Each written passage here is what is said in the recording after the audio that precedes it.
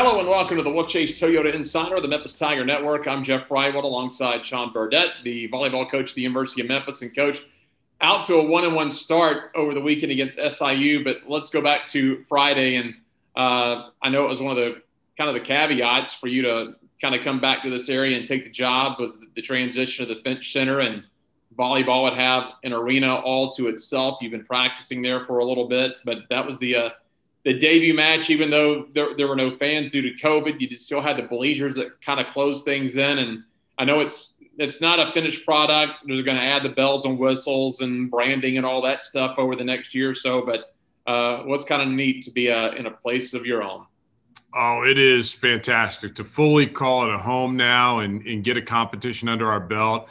Unbelievable, and I think just number one, use the same word, unbelievable to be back out there and playing and thankful. And, as I said after the match, it's so much hard work and a culmination from so many people here, from administration and the health professionals, to allow us to get to this point. But then also our student athletes that have, done the right thing and they're working hard, and, they want to just basically, get to the next day and be able to play and practice and be able to do the thing that they love. What's the feedback from the players? Because, you had your own arena, but you shared it with women's basketball, and you guys, the two programs had a good relationship. It wasn't anything like that, but to have a place solely to call your own, what's the feedback from the players? It's great. And I think, just kind of, again, that one-stop shop, I'll say, in terms of being able to practice there, compete there, pregame meals there. Everything, everything's right here for us. You don't have to go anywhere for athletic training. We've got a full athletic training facility here. So really the facility is end all be all in terms of volleyball and having things here. And we'll tweak the arrangements, I think, as we get more fans in here, and something we'll be allowed to do and have a few people in this weekend. But, we'll kind of learn as we get through this season and be able to look towards the fall as well for some other things that we may want to do. And of course, it'll be interesting to see it a year from now. Like you said, once you're able to put logos and branding and things like that to really make it a home, it'll look even neater next year. And that's, we've got that coming, and we've got some stuff looks like kind of coming down the pipe next month. So that's exciting there. And we're in that design process, and, you want to do it right. And I think that's the big thing. And yes, it may take a little bit of time, but at the end of the day, you want to do it well and have a product that, everybody's proud of and, that we can enjoy. Jumped out with that win on Friday night. You jumped out huge in that first set. You end up with a 3-1 win. And boy, some of your newcomers really stood out over the weekend.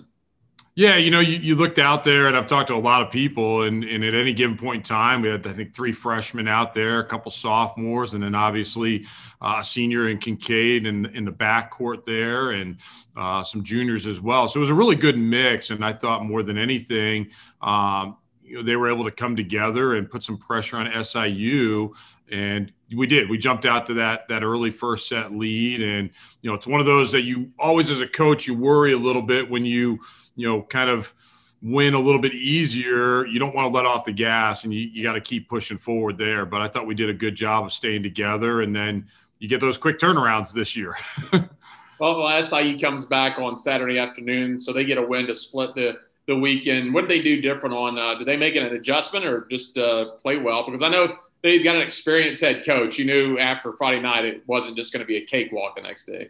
Yeah, and I think, certainly as I credited them, they made some personnel changes. We all made some adjustments, and at the end of the day, I think their outsides did a very good job of scoring points and staying aggressive when they were out of system, especially. But we had, what we call deuce sets. So, so many sets decided by 2 points. So even though we went 5 and we lost in 5, we accomplished a lot of things in that match, and really proud of our players and the fight and also just being able to work on some things that we talked about in practice and been working on, and, see some of those things show through in the match, which is good. And, it's a short season, so you certainly want to take advantage of everything, but you also want to see kind of what you have and be able to kind of take a look at, what you need to do going forward. And of course you get recognized by the conference, a couple of honor roll honorees this week. Yeah, that's always exciting. And the individual stats are kind of I'll call them the bonus there, but it's really the team, and Bailey had a lot of digs per set. I think she led the conference with close to 6 digs per set there in the backcourt. And, that doesn't happen just because of her. That's a team defense concept and people being in the right places and our blockers doing the right thing. And even though we maybe didn't block the ball the way we wanted to that second match, we were still able to get some good defensive plays and turn those for some transition swings.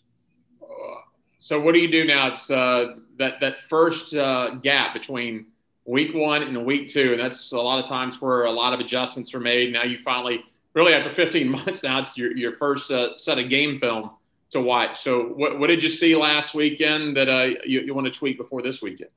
Yeah, we were in here today in the film room where I am now, and taking a look at some defensive concepts, and then get on the court this morning and worked on those things. And I think certainly our side out offense will continue to work on throughout the week as well. But really just tying together some of those individual plays and continuing that team concept. But I think our players have attacked this week really well in the practice scenarios, and we'll keep prepping for La Tech. It's we usually don't say it this quickly in a season, but into the non-conference coming up, just 4 games. So last weekend and this weekend, that'll be it for your non-conference. Yeah, normally we get 4 weekends of non-con, and we've got 2, and then we'll get kind of a little bit of a break before we start conference play. But I think it's something that, again, we'll be able to look at some things this weekend in terms of personnel, and really be able to go into a conference and attack that in a separate, another mini season, so to speak. So you got Louisiana Tech coming to town, 7 o'clock Friday, 3 o'clock on Saturday. They're 0-2. They played a couple of fall matches, but, you look at it really as a spring season. So it's a team who's going to be eager to try to have some success. And, we've all been on both sides of it. You don't want to start a season and start racking up the losses, because then you start feeling the heat to get that first win. But that'll be probably your big challenge this weekend. Yeah, and everybody's attacking the season a little bit differently. And I think there are a lot of variations there with what coaches are doing. And, this is a team, I've been able to watch on video already, and they can attack you from a lot of different places on the court. Some very shoddy players, some players that bring, some power. So certainly they can keep you off guard, and you got to be prepared for them. But certainly a squad that can score points from numerous places along the net and the backcourt.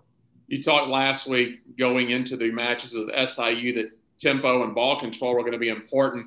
How key is that with a team that's probably going to, as you mentioned, going to be very aggressive looking for the first win? Yeah, that first contact is still key, whether that's serve receive or defending somebody's attack. But then we also talk a lot about the first contact with our serve. And I think there were some times this past weekend we were really good with that, kind of let up a little bit and then kind of got back at it. And there's kind of different opinions there, whether you're trying to target a player or a zone, or you just kind of get back there and get some pace on the ball. But we got to be able to do all those things. And that's something that, we've worked hard on in our short time back in the gym. But I think we can, pressure other teams with that serve. Before we let you go, speaking of the serve, one thing I noticed in the match that I called last week and then saw kind of in the numbers on Saturday, last year you had so many really good servers and you racked up the aces, but you also took along with the aces, unfortunately, kind of a lot of service errors last year. But it seemed to me Friday, even though you may not have the amount of aces this year, you guys really cut down on the service errors. I just thought you were very fundamentally sound on the serve this weekend. Yeah, that's certainly when you're going after with the serve, you're going to have those errors, and you want to balance that ratio certainly. But I think we could take a little bit more risk with the serve. But yeah, that was a big key for that first weekend, was to not give away a lot of points and control what we can control on our side. And the serve is certainly one of those things. All right, Coach, we'll see you out there this weekend. All right, thank you so much. That is Sean Burdette. I'm Jeff Brightwell with the Wolfchase Toyota Insider on the Memphis Tiger Network.